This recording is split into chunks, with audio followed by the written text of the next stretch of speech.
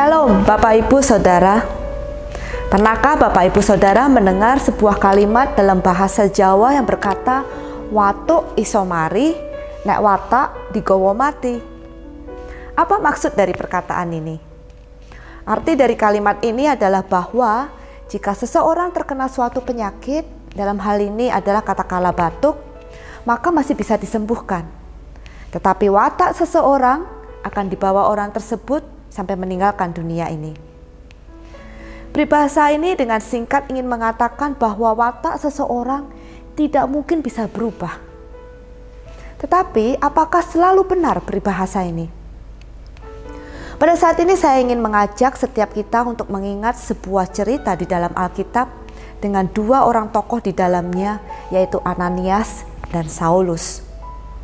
Kita mengetahui bagaimana Ananias pada awalnya beralasan.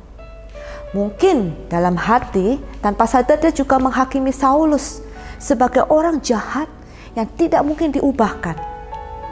Dengan alasan inilah Ananias selalu menjawab, "Tuhan, dari banyak orang telah kudengar tentang orang itu.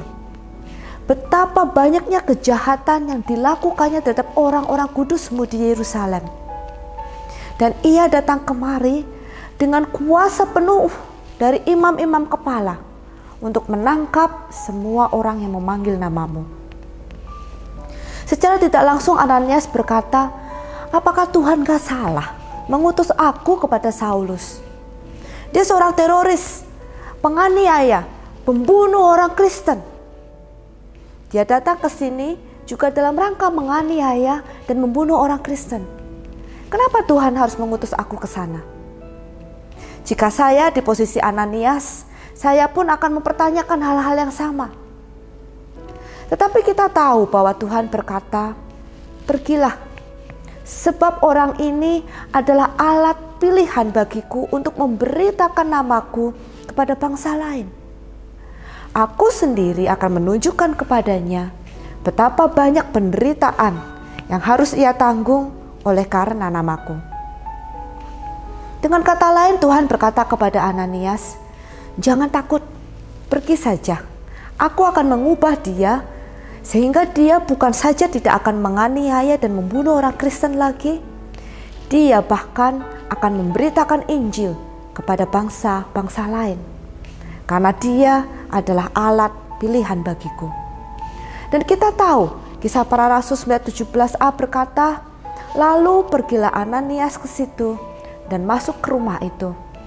Ia menumpangkan tangannya ke atas Saulus."